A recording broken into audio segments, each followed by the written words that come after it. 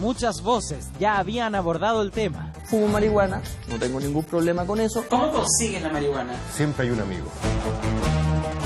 Pero puesta en marcha de la primera siembra de cannabis legalmente aprobada con fines terapéuticos en Latinoamérica abre debate entre colegiados y se suman declaraciones, se reúnen firmas y se desentierra la polémica con parte del mundo médico. No existe evidencia suficiente sobre la eficacia y seguridad de la marihuana que permita prescribirla de forma segura ni que fundamente su ingreso en el Registro Sanitario Nacional. Mientras se entierran las semillas en Comuna de la Florida, junto a otra parte del mundo médico. Por supuesto que estamos trabajando con el mundo médico y científico, no podría ser de otra manera. Este es un proyecto serio. Asesorado por Fundación Arturo López Pérez y Universidad de Valparaíso para tratamiento curativo o paliativo con pequeñas dosis de extracto de cannabis a 200 pacientes oncológicos. Las plantas van a estar listas para cosecha entre mediados de marzo y mediados de abril para el próximo año. El estudio clínico lo pretendemos empezar en mayo del 2015. Así, doctor Marcelo de Vilat, jefe de neurología del Calvo Maquena, tras permitir uso de aceite de marihuana en Lucas de hoy casi 7 meses. Hola, Luquín. Sencillamente agrega: si yo pudiera, le diría a mis 100 enfermos con epilepsia refractaria que vayan a comprar marihuana. Está tragando. Está comiendo por boca tu hermano. Esto es Gracias. una estabilidad de marihuana por 3 días, ¿no? Con un excelente aceite. Conectado de esta manera. Pero no todos piensan igual. Nosotros estamos en contra de estos productos en la medida que no se demuestre científicamente que tienen una utilidad médica.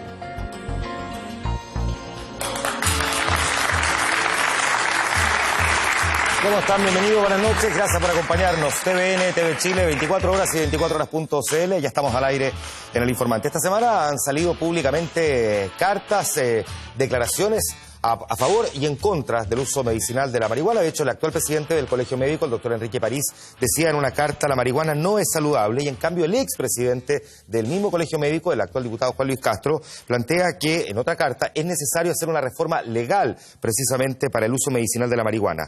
Acá tenemos el firmante de cada carta, dos posturas antagónicas, pero queremos entrar en la profundidad del por qué esta ausencia parece de evidencia. Vamos a saber si realmente hay ausencia de evidencia o más bien son posturas que podrían acercarse incluso hasta lo ideológico en la convicción. Bueno, queremos conversar con el doctor Sergio Sánchez, presidente de la Fundación Latinoamericana de Reforma y experto en salud pública. Muchas gracias por estar aquí, bienvenido. Gracias. El doctor Carlos Ibáñez, psiquiatra, coordinador del Grupo de Trabajo en Adicciones Sonepsin, ¿no es cierto? Sonepsin, ahí está. Jefe de la Unidad de Adicciones de la Universidad de Chile, muchas gracias por estar aquí, bienvenido. Gracias. A ver, voy a partir con usted. Las preguntas en todo caso para ambos. Aclaremos las posiciones, ¿dónde está cada uno? Usted. A ver, la posición de Sonepsin, que es la Sociedad de Neurología, Psiquiatría y Neurocirugía de adultos, la misma sociedad pero de infantil, la Sociedad de Pediatría, la Sociedad de Anestesia, la Academia de Medicina, el Colegio Médico de Chile, la Asociación de Facultades de Medicina de Chile, suscribieron esa declaración. Ya, ¿dónde está? Para que la gente lo tenga nítidamente claro en este debate. Esa declaración dice que hay productos que deben pasar por los pasos necesarios para asegurar su efectividad y su seguridad antes de poder indicarlos como un medicamento cualquiera. Cualquier producto que este sea, marihuana, cualquier cosa, debe pasar por los resguardos que nos entregan esos protocolos para poder indicarlo. Si eso no es así, ponemos en riesgo la salud de la población. Perfecto. Doctor Sánchez. Bueno, yo difiero. Yo estoy con las personas que están consumiendo estos fármacos por razones médicas. Ya existe en Chile bastante gente que lo está haciendo. También existen protocolos específicos para fármacos que no necesariamente cuentan con todos los avales poblacionales para ser utilizados. Estos fármacos se llaman fármacos huérfanos y la industria farmacéutica los reconoce y los utiliza siempre y cuando haya algún paciente que lo necesite, digamos, ¿no? La industria farmacéutica recomienda que cada caso sea analizado, digamos, de acuerdo a su propia naturaleza. ¿Usted la recomienda? ¿En qué circunstancias recomendaría el consumo entonces de marihuana? Mira, yo he visto pacientes que la consumen por distintas enfermedades, desde epilepsias refractarias, estos síndromes de Dravet, niños que tienen epilepsia refractaria, dolores crónicos por accidentes de tránsito, fracturas, expuestas, fracturas graves que quedan con dolores permanentes. Perfecto. Dolor de cabeza, etc. ¿Usted la recomendaría en algún caso o en ninguno hasta ahora? Mire, por ejemplo, epilepsia refractaria, hay estudios muy interesantes en curso Y uno puede pensar, mire, estas personas la verdad es que son burocráticos y le ponen mucho color a las etapas que habría que ir cumpliendo. Esas etapas están hechas para resguardar la seguridad de las personas. Le cuento, en Colorado hay un estudio en curso con niños con epilepsia refractaria, 58 pacientes, con aceite de cannabis. De estos 58 pacientes, el 30% ha tenido una mejoría del 50% de las crisis. ¿Hay algún efecto positivo? Así es.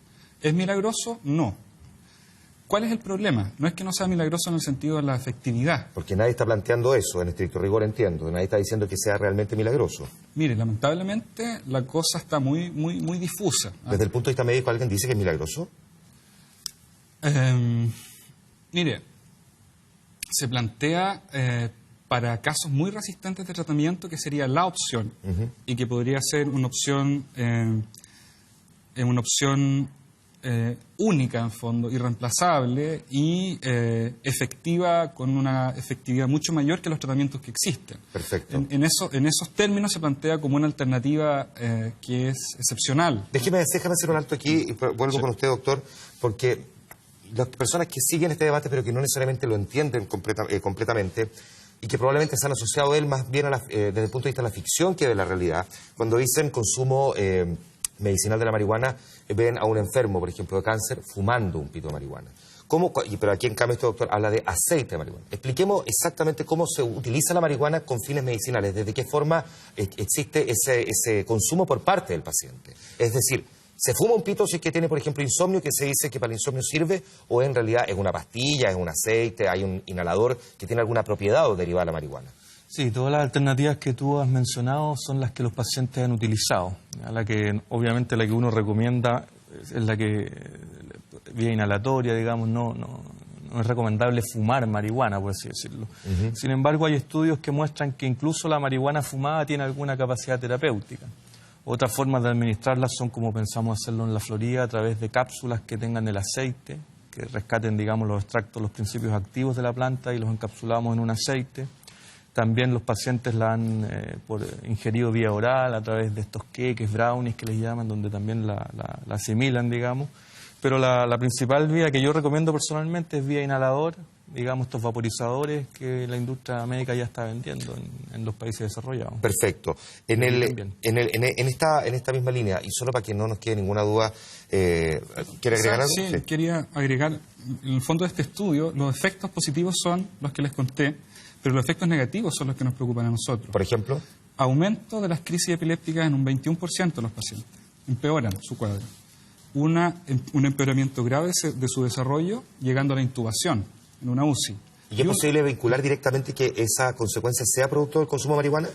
Esto se está en este momento enviando en un abstract para el próximo Congreso de la Asociación Americana de Epilepsia, y por lo tanto la información que contamos hasta ahora es solo el resumen de ese póster que van a enviar. Ya, lo que pasa es que estoy pensando lo siguiente. Si no hay estudios, como dice usted, concluyentes respecto a los efectos positivos, estoy entendiendo que tampoco hay efectos concluyentes respecto de las consecuencias o las contraindicaciones que podría tener el consumo de marihuana. Perfecto. Ese es el gran tema. No tenemos estudios suficientes para saber los efectos positivos ni para saber los efectos negativos. Y los efectos negativos pueden ser tan graves como una intubación, que es lo que le estaba contando, y una muerte. Si usted me pregunta, ¿sé yo que eso es directamente causado por la marihuana en este momento? No. Existen probabilidades muy altas, por eso lo van a reportar en este Congreso estadounidense, pero a mí no me deja muy tranquilo eso para poder indicarla. ¿Cuáles son los estudios, en cambio, que avalan lo contrario o que más bien matizan lo que está diciendo aquí el doctor? Es que lo que pasa es que la concepción que plantea Carlos es una concepción muy absolutista en cuanto a que la única respuesta médica posible tiene que ser basada en esos estudios que dice él.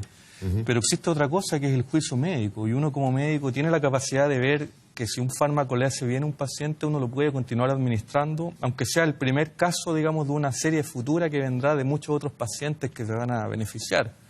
¿Ya?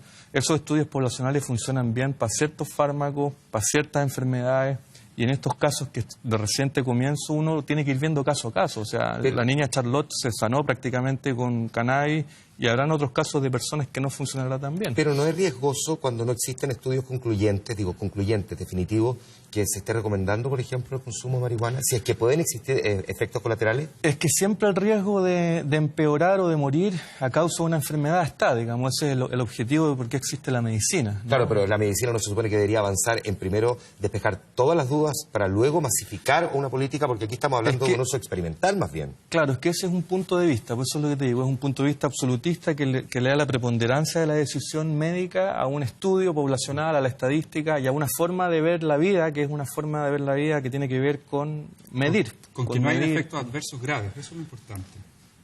O sea, si hay una intubación y una muerte es suficientemente Pero eso se ve caso a caso, eso tú no lo puedes ver en un estudio, porque tú mismo estás diciendo que hay un 30% de personas que se benefician. Entonces tu estudio lo podemos poner en otro sitio y ir a ver caso a caso estos pacientes que requieren atención urgente, digamos. Ahora, cuando uno le va a explicar a una persona y decir, mire, tome esto, uno tiene que decirle estos riesgos se está exponiendo y estos son sus porcentajes de probable éxito. Eso no lo sabemos con marihuana.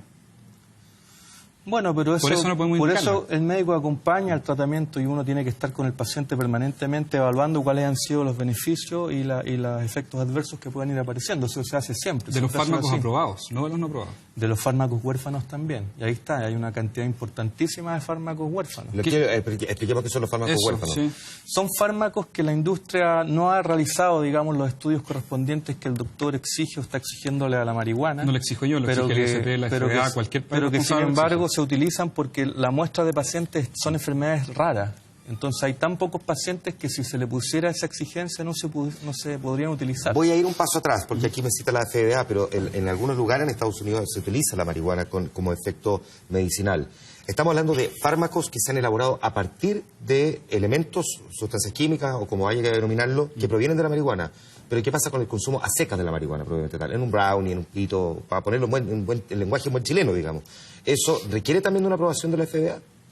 Bueno, en Estados Unidos tienen también ellos, algunos estados, por ejemplo en California, también lo que ellos están vendiendo es el cogollo mismo de la planta. Ellos han estandarizado, ellos de alguna manera han desarrollado plantas que tienen una especie de patrón común. Entonces es la misma cantidad de sustancia la que se está vendiendo. Claro. También ahí está el fármaco propiamente tal, el marinol, por ejemplo, reconocido por la FDA, que es un extracto de la planta que lo venden así con... Se lo pregunto porque hoy día, de hecho, en las elecciones de mitad de mandato, en las elecciones donde se renueva una parte del Congreso en Estados Unidos, efectivamente en algunos estados se estaba preguntando también precisamente por el consumo de marihuana en esta línea, digo, porque está la otra que es la recreacional. Esa pregunta... ¿puedo? Sí. Me parece bien importante precisar que la FDA no ha aprobado el uso de marihuana. En ningún sentido, de ninguna forma. En ningún sentido, de ninguna forma, por ninguna vía, en ningún caso. ¿Y marinol qué es entonces? Marinol es un cannabinoide que tiene una composición muy específica de THC y no es marihuana. ¿Pero el THC de dónde viene, Carlos? De la marihuana. Es un súper buen ejemplo. Es un súper buen ejemplo el opio comparado con la morfina. Uno no le indica al paciente que fume opio. Sin embargo, los anestesistas en todas partes, los anestesiólogos, la gente que maneja el dolor, indica marihuana. Perdón, me equivoqué. Indica morfina. Indica morfina. Sí. Indica morfina. Y aquí no ha fumado nadie, quiero decir. Hasta donde sé. Entonces, ahí esa es una buena comparación. Es un muy buen ejemplo el opio, porque el opio está igualmente regulado por las convenciones internacionales. Está prohibido. Sin embargo... el trabajo médico se dificultaría muchísimo si no tuviéramos morfina, codeína, todos los fármacos opiáceos. Ya, pero entonces no estamos hablando básicamente de lo mismo en la práctica, que así como del opio deriva la morfina, de la marihuana deriva este otro medicamento. Así es. En la práctica. Sí. Ya, y ese medicamento sí está aprobado por la FDA. Así es, o sea, está aprobado... específica no, el marinol, ¿cómo se llama? Dronabinol. La nabilona, eso sí. Sí, para los que tienen alguna duda, la FDA es el organismo equivalente al Instituto de Salud Pública, que es el que aprueba y legitima, digamos, que un medicamento pueda venderse y pueda ser consumido, además, puede ser recetado por los doctores. ¿Qué es lo importante en Estados Unidos? No es una cosa como arbitraria, sino que es un proceso por el cual se evalúan los estudios, se evalúa la efectividad, se evalúa la seguridad. Si eso viene de cannabis, bienvenido sea.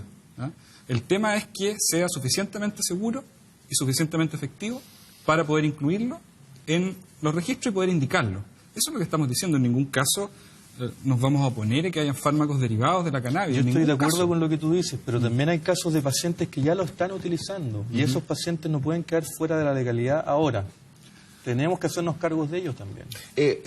Para entender desde el punto de vista del debate médico, en la práctica, ¿existen hoy día doctores que le recomienden a algún paciente, sabe que sí, consuma marihuana?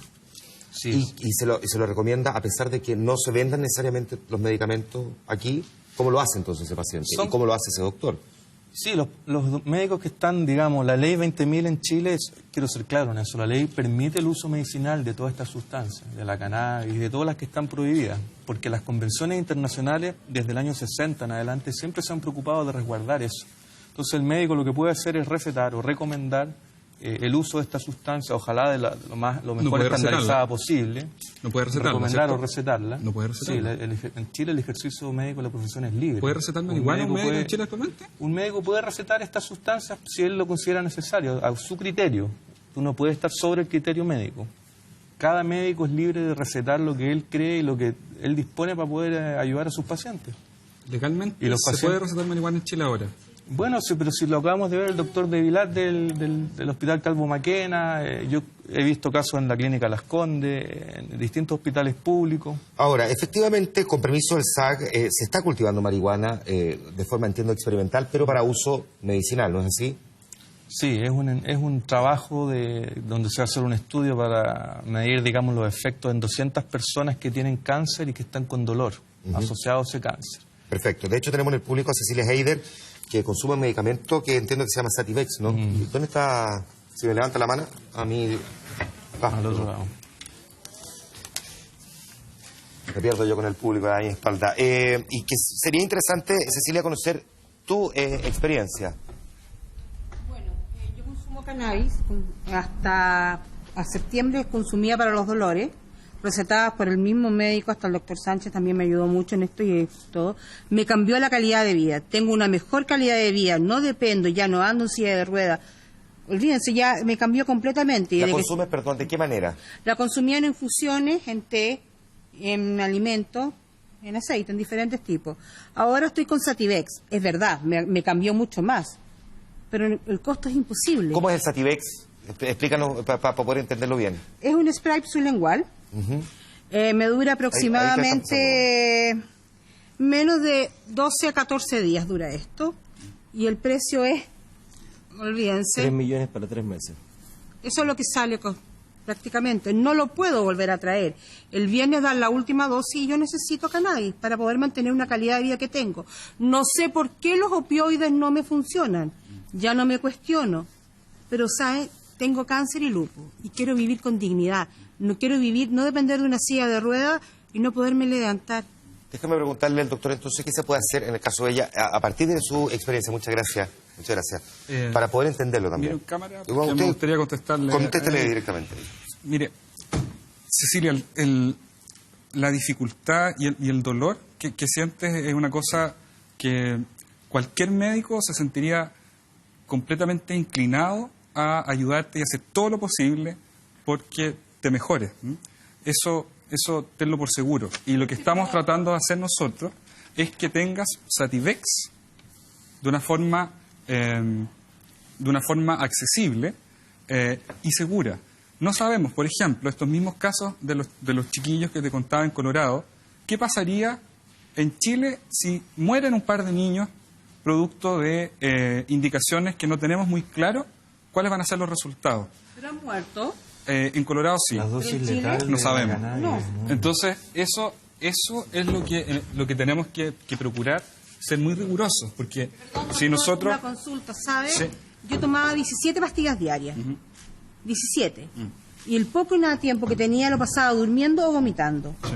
No podía abrir los ojos porque me pesaban a ese extremo. Yo encuentro que si tengo que vivir, y lo que me queda de vivir de vida, lo quiero vivir con calidad y dignidad. No quiero depender de mis hijos hasta que me pongan un pantalón, no. Sí. Y de que tengo cannabis, si aunque me tengo que ir presa por consumir, lo voy a seguir haciendo. Porque me cambió mi calidad de vida y quiero vivir como estoy. Déjame preguntar, en este caso, doctor, también por otra parte, Se puede efectivamente interpretar también que, como bien dice el doctor aquí, el médico evidentemente hará todo lo posible por tratar de mejorar la calidad de vida y aliviar el dolor del paciente, pero por otra parte no se puede estar arriesgando que efectivamente con un medicamento que no esté completamente aprobado, que no haya pasado todas las etapas. Dame un segundo. Pero es que me parece muy importante terminar lo que le estaba contestando a Cecilia. Voy a contestarle a la cámara, sí, perdón por tanto la espalda. Aquí hay un tema que es fácil confundirse, y es que en ningún caso los médicos queremos que se criminalice al consumidor, en ningún caso, por ningún motivo, menos aún al consumidor que tiene algún problema de salud, ¿no? Eso, por favor, que no se vaya a malinterpretar, que no se vaya a tener la idea de que en el fondo se está tratando de perseguir a la gente y se está criminalizando personas que están sufriendo. Eso jamás, y van a tener todo el apoyo, van a tener todo el respaldo para que eso no ocurra, ¿eh? Ahora, perdón. Déjame, por favor, para que avancemos también frente a este punto, que yo creo que también es relevante, porque estamos hablando de medicamentos que en muchos casos no han pasado todas las pruebas, que eventualmente uno se podría encontrar también. O sea, la historia está plagada también de medicamentos que les descubren después una serie de contraindicaciones y que terminan en... Tenemos el ejemplo de la talidomida, pero mira, el caso de la marihuana y los fármacos canábicos tienen un rango terapéutico bastante amplio, ¿ya? De hecho, la dosis letal para estos fármacos todavía no está bien descrita, pero en ratas se ha visto que debiera ser algo así como 9 o 10, entre 9 y 10 miligramos por kilo de peso. O sea, es una cantidad muy grande. Habría que fumarse un pito de marihuana de 2 kilos para poder morirse por culpa de una sobredosis de marihuana. Entonces yo le diría a la gente que se quede tranquila, que los fármacos canábicos son seguros, a lo más no le va a hacer bien o le puede desatar alguna cosa psiquiátrica, para eso están los psiquiatras, como los ataques de pánico, angustia, psicosis. Déjame preguntarle a otra doctora que está aquí, la doctora Querima Acevedo, que es de la Sociedad de Psiquiatría y Neurología de la Infancia y la Adolescencia, neuróloga infantil también. ¿Cómo le va, doctora? Muy bien, gracias. Su opinión también respecto de este punto, que este es un debate que claramente se abre en posiciones que son antagónicas. Quiero hacer algunas aclaraciones que me parece muy importante. Yo comprendo y empatizo mucho con la señora Cecilia, pero se ha hablado mucho aquí sobre cannabis y tenemos que entender que cannabis es una planta y una planta que tiene más de 400 compuestos. Y cada compuesto tiene efectos diferentes. Algunos que pueden ser y que se han demostrado como potencialmente beneficiosos, y otros que nosotros sabemos fehacientemente que tienen efectos deleterios en la salud, tanto de los niños como de los adolescentes y de los adultos. Entonces, cuando hablamos de Sativex, que es un compuesto aislado, que es un medicamento que ha sido estudiado y que tiene efectos demostrados, es distinto que hablar del cultivo de una planta que tiene una serie de compuestos. Perdón, no es un extracto completo, como sí está diciendo aquí Cecilia. Sin embargo, cuando yo preparo... Solo para precisarlo, no es un extracto completo el Sativex. No es completo. No es completo. Ahora, si yo cultivo una planta y yo preparo como se pretende hacer un aceite, que se extrae de diferentes maneras, o tenemos mucha gente en estos momentos que está extrayendo distintos compuestos, ¿quién los está estudiando? ¿Cómo sabemos qué es lo que está recibiendo cada persona? ¿Qué proporción de compuestos está recibiendo? ¿Cómo puedo comparar que estas personas, estos pacientes, están recibiendo efectivamente lo mismo? No es lo mismo usar una planta, usar un extracto, que usar una molécula que ha sido aislada. Por lo demás, existen distintas plantas, distintos cogollos. Es como decir, hay rosas blancas, hay rosas amarillas, hay rosas, ¿no es cierto?, rojas. Hay cogollos de distintas características y que tienen distintas proporciones de componentes. Por otra parte, se está hablando del uso de marihuana en forma transversal para todo tipo de dolencias, para todo tipo de patologías. Y hay que tener mucho cuidado porque tampoco es la panacea. Puede ser que a través de los múltiples compuestos que tiene resulte ser solución para diferentes patologías, pero tienen que entender que debemos tener los estudios que permitan avalar qué molécula permite tratar qué patología en forma específica y que termine finalmente siendo de beneficio para el paciente y no deleterio. Por lo tanto, esto puede ser, doctor, un estudio de, digamos, largo aliento, si tiene tantos compuestos y por lo tanto uno tiene que ir buscando cuál compuesto puede servir eventualmente para aliviar la dolencia de un paciente. Bueno, la idea es esa, la idea es hacer un seguimiento largo en el tiempo de estos pacientes, al menos 1 o 2 años, a mi juicio, y ir viendo de qué manera se ven beneficiados, de qué manera salen efectos adversos también.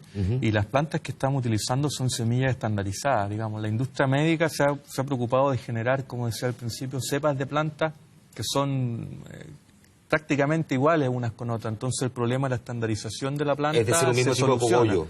Es un mismo tipo de cogollo, tipo de rosa, para siguiendo la analogía. Con un tipo de color y un tipo de concentración de THC y CBD que son estándar, y que la industria lo ha logrado porque llevan años haciendo lo mismo en estos países que están un poco más a la vanguardia del tema. Y uno tiene claro en esta línea, entonces, cuáles son los componentes dentro de ese cogollo, digamos, y voy a insistir en esto para que se entienda lo más nítidamente posible, que sí son beneficiosos, y ya se empieza a tener claro cuáles podrían eventualmente ser contraproducentes o perjudiciales, o, digamos, con contraindicación médica. Hay una discusión al respecto, pues hay algunos que dicen que, por ejemplo, para las epilepsias funcionarían mejor las plantas que solo tienen CBD.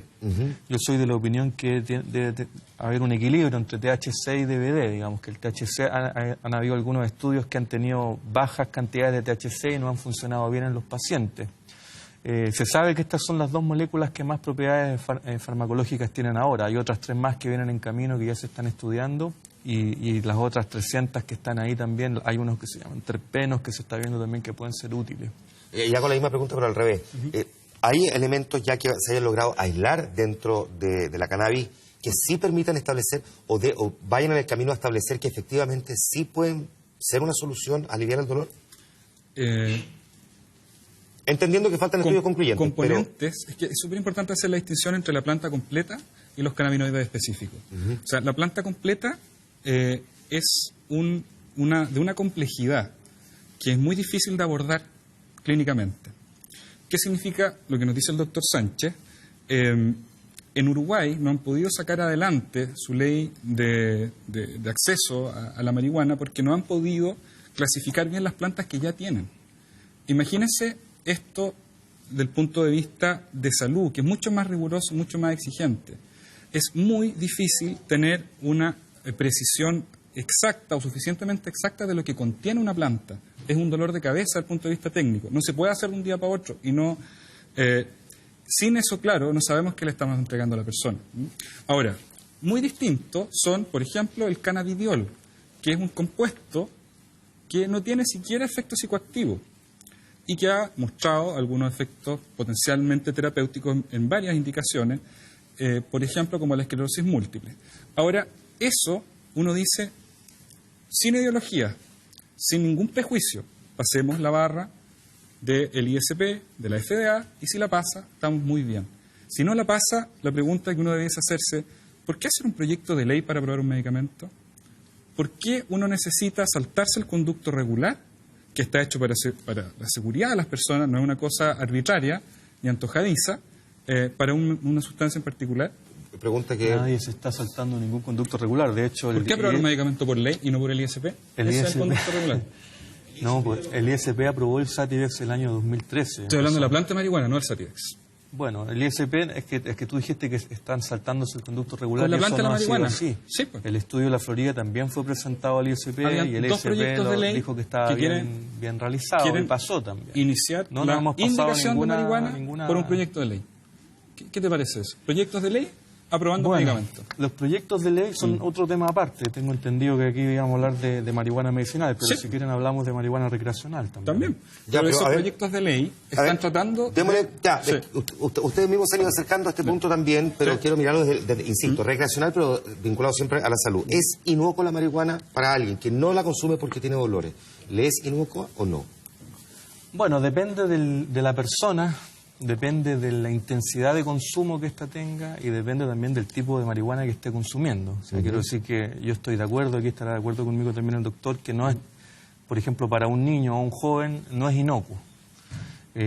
Para una persona que fuma, un fumador pesado, que fuma 5 o 6 pitillos al día de marihuana, tampoco es inocuo. Pero también existe el concepto de fumador recreacional, que es una persona que fuma unas cantidades, digamos, razonables. ¿Cuáles serían los efectos adversos de la marihuana? Bueno, los efectos adversos, los que mencioné ya, ¿no? a veces hay ataques de pánico, a veces hay ansiedad. Es que le pregunto también, perdón, porque justo la semana pasada el diario más importante del mundo, el New York Times, publicaba un estudio de la Universidad de Harvard y de la Universidad de Northwestern que decía que había diferencia en los cerebros de jóvenes que consumían marihuana respecto a los que no lo consumían. De hecho, el Journal of Neuroscience publicaba efectivamente ese estudio y mostraba diferencia en los cerebros de jóvenes que consumen respecto a los que no consumen. Sí, no, yo reconozco, por eso digo, yo no estoy de acuerdo con que los niños y los jóvenes consuman. Sin embargo, consumen, porque al estar prohibido se fomenta la existencia de los mercados negros, que son los mercados más desregulados que existen, y van y ellos consumen ahí y compran lo que el mercado les ofrece, digamos. Por lo tanto, por eso que es bueno pensar en una reforma a la política de drogas. De la Sociedad de Pediatría de Chile, la doctora Verónica Gaete, que está aquí. Doctora, ¿cómo le va? Me gustaría intervenir también colaborando con el tema ahora, para dejar muy claro que la marihuana, todos los estudios científicos muestran que la marihuana hace daño, y de eso no hay duda. Daño principalmente en los adolescentes y jóvenes, ¿ya? Ahora, el problema que estamos viviendo en este momento en Chile es que a pesar de que sabemos que es muy dañina, el 80% de los adolescentes piensa que no lo es. ¿Ya? Y las tasas de consumo siguen aumentando y aumentando. Entonces estamos en una paradoja enorme, porque la marihuana daña, pero a la vez sigue aumentando el consumo. Y ya que trajeron el tema de la legalización y de la ley, de los cambios reguladores, la verdad que nos preocupa, ¿ya? Porque la verdad que en Chile el consumo de marihuana no ha aumentado por lo que dice el doctor en términos de la cosa prohibicionista. En los adolescentes ha aumentado por la disminución de la percepción de riesgo, ¿ok? ¿Y qué es lo que se logra cuando se empieza a normalizar el consumo? Ahora, ¿qué va a pasar si es que se aprueba una ley en el fondo que pase la marihuana desde una sustancia prohibida a una sustancia lícita? Es que ese problema con los adolescentes va a aumentar enormemente. Y eso nos preocupa muchísimo como sociedad de pediatría. Déjame preguntar aquí también a Ana María Casmuri, que está... Ahí está, Ana María. Además, activista de cannabis terapéutico, porque ha estado moviendo la cabeza, te ha visto ahí los monitores, opinando frente a esto. Aquí hay un punto también que se está planteando frente a eso, que el 80% de los jóvenes considera que no puede producir daño, pero aquí incluso los doctores señalan que en ciertos tipos de consumo, o en prácticamente todos los consumos, puede generar eventualmente algún efecto también. Por supuesto, y esto es muy importante aclararlo. O sea, todos los que estamos por la regularización, ¿cierto?, y por terminar con esta política de drogas que tanto daño ha producido, de ninguna manera estamos de acuerdo ni queremos favorecer el consumo en jóvenes, y eso lo hemos dejado manifiestamente claro, por ejemplo, en la mesa de trabajo en que participamos con el doctor Ibáñez, ¿cierto?, en el SENDA, en la mesa de salud. Evidentemente que no, solo que consideramos que como se ha enfrentado el problema hasta el momento ha sido un fracaso, no ha resultado, y eso se demuestra en el aumento del consumo. Ahora, efectivamente, si lo comparamos con otras sustancias que tampoco debieran consumir los jóvenes, evidentemente el daño y el efecto secundario del cannabis son muchísimo menores y menos graves, menos serios. Ahora, me parece que es delicado cuando se mezclan los dos temas, cuando se trata de impedir el acceso, por ejemplo, a cannabis medicinal o el acceso o regular el uso en el mundo adulto,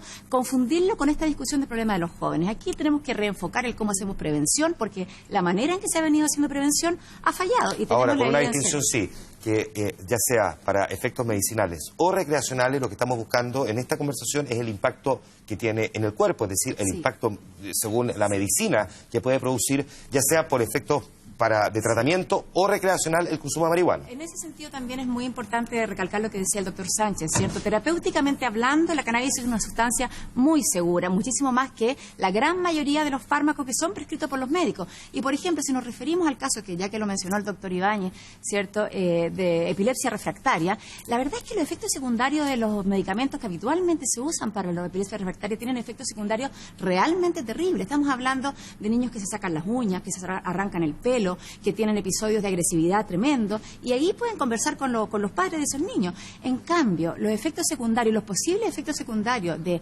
tratar a estos niños con cannabis, la verdad es que son infinitamente menores. Entonces aquí tenemos costo-beneficio y tenemos, yo pienso, una posición que está teñido por un sesgo ideológico en contra de facilitar el uso de la cannabis. Y, ojo, solo quiero terminar diciendo que en Chile efectivamente es legítimo y legal el uso medicinal y los médicos sí la pueden prescribir. Lo que queremos justamente más estudios y regularlo. Necesito que los doctores aquí ya, en su opinión final, primero me despejen si efectivamente cree que también puede haber un componente ideológico en la posición médica.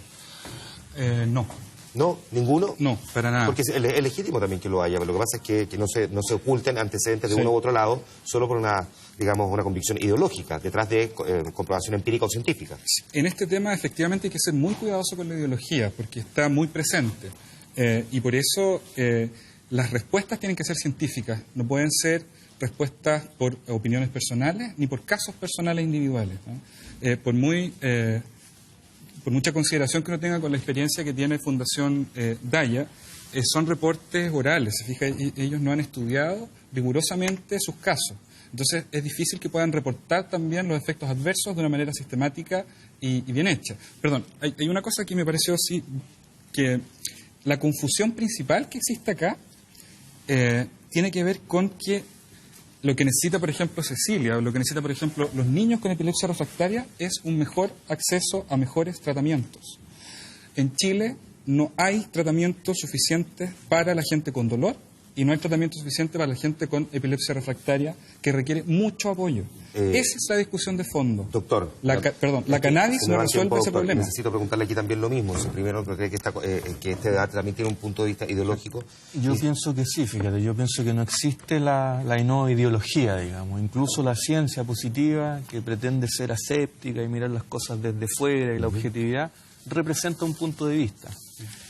Yo también tengo mi propio punto de vista. Mi punto de vista es el tratar de ser flexible para que tengamos una sociedad que sea capaz de responder a la gente que necesita, digamos, tiene necesidades nuevas. No podemos ser rígidos y decirles no a la gente porque la ciencia va más lento que lo que va la sociedad. Le quiero agradecer a los dos el que hayan participado, también a quienes nos han formulado las preguntas y nos han entregado sus opiniones desde el público, que se mantienen aquí para la siguiente parte del programa. Muchas gracias, doctores. Muchas gracias por haber estado aquí. Gracias, siguiente parte del doctor, que la verdad es para analizarlo, pero en detalle, cuando aparece la encuesta de Adimar, que empieza a mostrar, no sé si un cambio de tendencia, pero al menos un cruce en las líneas de aprobación versus desaprobación del actual gobierno. ¿Cuáles son los temas detrás de eso? Lo vamos a estar analizando a la vuelta de la pausa comercial. Espérenos, ya volvemos al informar.